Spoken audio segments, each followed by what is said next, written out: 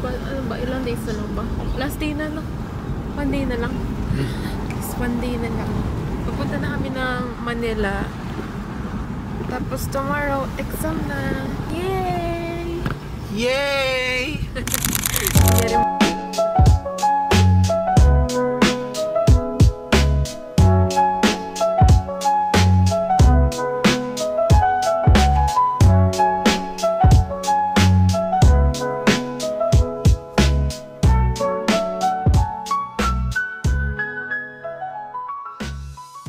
Kunyari masaya. Yung gamit namin, no? Oh. Tambak lang. Tambak dyan. Para kami naglipat bahay. TOA. Pinapadala mo sa akin pati mga nail cutter.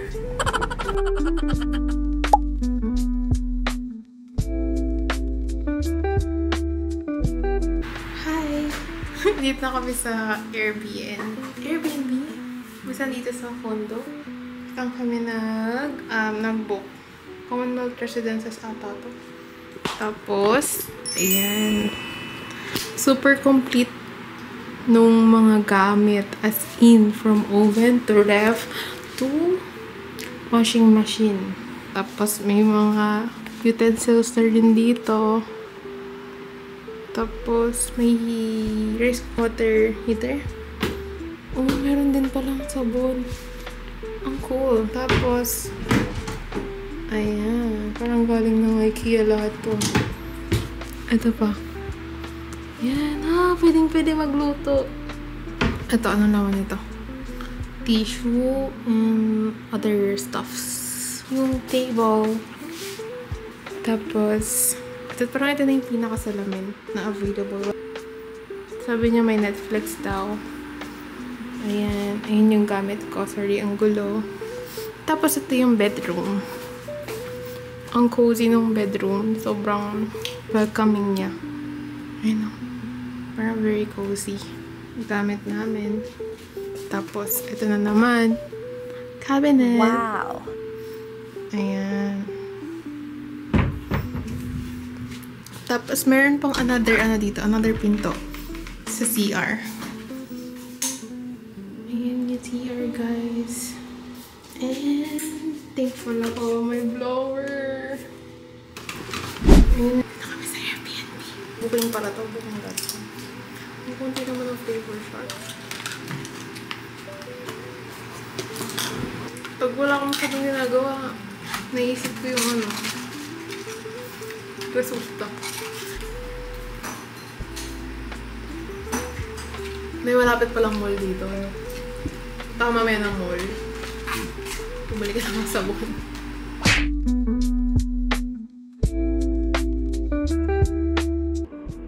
This is me. Ilang hours na lang? 3, 4. Basta one day. One day before the exam.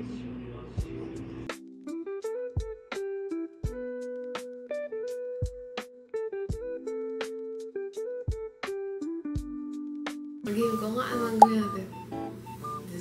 Basta. So, pumunta muna kami ng, ano yun? Evermall ba yan? Evermarket. Evermarket. Nag-grocery kami saglit. Tapos after nun, bumalik kami dito. Nag-review ako saglit. Then, kumain. Hindi ako nag-video nun kasi super konti na lang yung time. Ngayon, magtatasahan session tayo. Meron kasing pamahiin, sabi nila. Magpatasa ka daw sa board passer para makapasa akin. Totoo ba yun? Ay, nagpatasa ka ba? Hindi mo magpatasa. Sa classic. Ay! Nagpatasa ka ba? Kay Alec? Hindi ko maalala. Ano ba yun? Ako, magpatasa ako sa kanya. Ito kasi, board passer na siya. Oh, yeah! O, di game na. Lahat na, pasa. Para sure. Kailangan lahat. Ito na pala yung gamit ko. Nandiyan na yung NOAA, pati yung resibo, tapos extra calcu, tapos watch, tapos ayan may pera, tapos may black ball pen, then baon, tinapay, and saging. Tapos ito na yung pencil ko. So guys, puno na yung sharpener niya, oh. O, ano gagawin mo? Bakit puno? Tapos madali ako. Kanina tumasa. Magre-review ako. Alam niyo ba yung pencil ko? May pangalan. Hindi ko kung kita. sa comment, lalagay ko sa comment section kasi saan ko ito nabili. Ayan, yung ganang bird. Bakit ka dito? Ito pa, kasama mo na rin. Hindi pangalan? Pwede kaya ito? Bakit? Bawal. Pero yung dalawa wala. Wala. Okay. Bawal ba yan? Hindi ko sure eh. Update ko kaya kung bawal.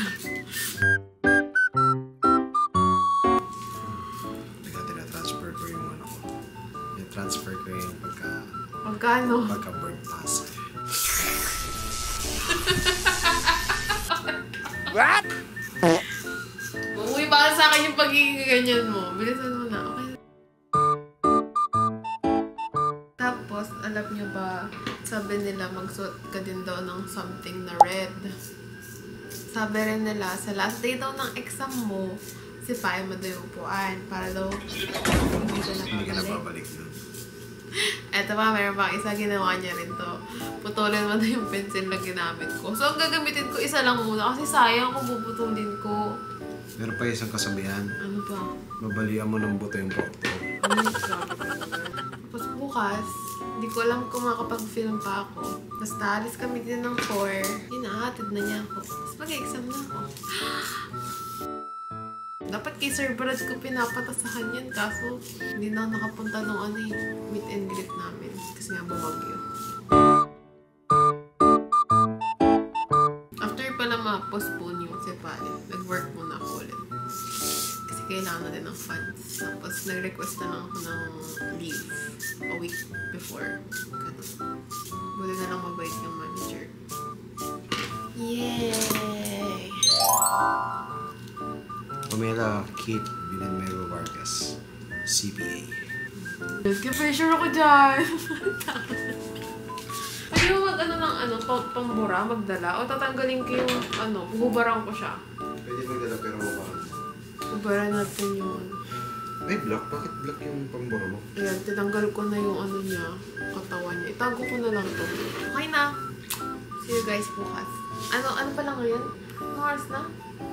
Night na, no? Bing! This is me one night before the board exam.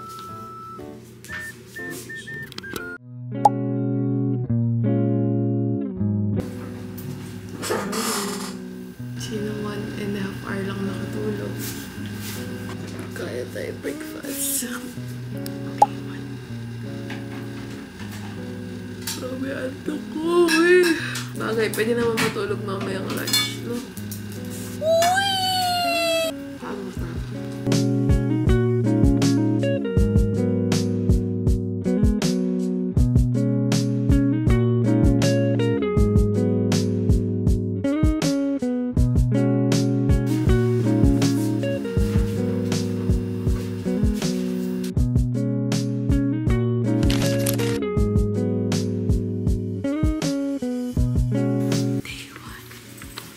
Grabe gabi po. Time check. It is 4 a.m.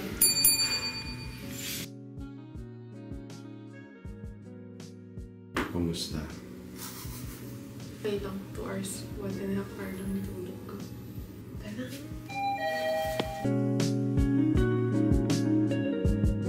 Driver. Anong pakihatid ako sa New Era? Magkano po? 7,000. Oo, mo naman. Oo, grabe, super gabi pa. Ay, ito lang yung puyat ko ngayon na hindi masakit sa ulo.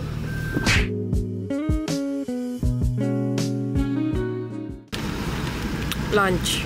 Tikman ko lahat ng menu ng McDo. Paon. Mura lang yun. Lagay ko ulit sa comment section yung link. Tapos meron ng tinapay, meron ng saging. Ito na yung ko. Ito yung baonan ko. Lagay mo sa loob.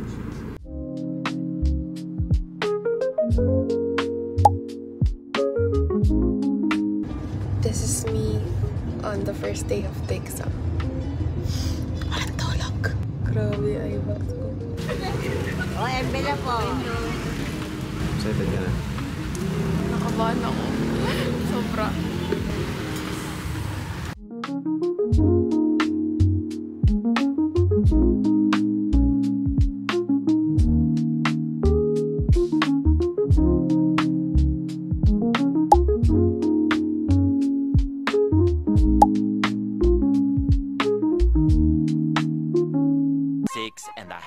hours later. It's stress. Kamusta? How was it? Dito na ako, bye. Hello po. Dito na ako. This is me after the first day. Ako sobrang lamig sa classroom. Nautot nga ako eh. Okay lang, hindi naman nila okay lang. Amoy? Hindi! May sakot. Kadiri ka. Hindi ka na nahiya. Dapat sa'yo pasabugin ng mga... Nakatulog kasi ako. Tapos ano? Eh di alam nung katabi mo. Nasa likod siguro, babae. Tapos ano, napagalaw ako ng upuan. Sa kalas siguro niya yung upuan lang yun. Pero ang hirap talaga ng first subject. Hindi ko lang kumaka 65% ako doon. Promise. Kaya yan. Wala pa naman yung result eh.